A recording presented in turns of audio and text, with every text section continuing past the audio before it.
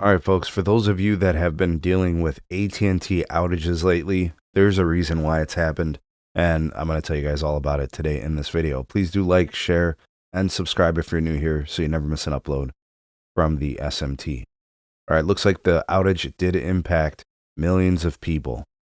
Services have been intermittent or completely unavailable for several hours due to what's being called a fiber cut or a fiber failure. This happens very, very commonly across the country.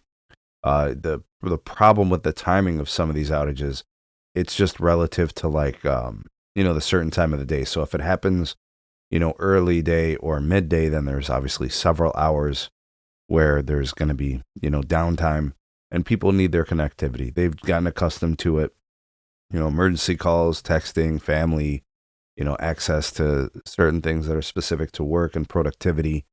It sucks. You know what I mean? So Chicago, Houston, LA, Dallas, Atlanta, Austin, Orlando, San Antonio, Charlotte all reported outages of some sort. All right, that was on Facebook. We saw the spike on Down Detector, a lot of different things that were showing the reports. Different school services who had AT&T fiber were impacted as well. So it's unfortunate. It sucks. It's terrible, but there's nothing you can do, right? There's SLAs in place for these things to be repaired and to be fixed. And, crews go out and they try to identify where the issue is, the hardware failure, then they replace it.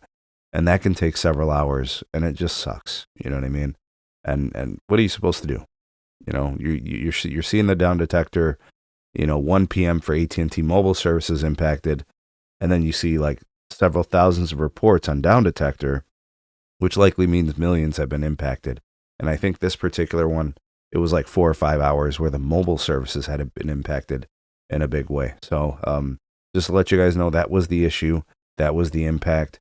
Nothing you could do about it, I guess, except maybe somehow, some way you've got a backup plan.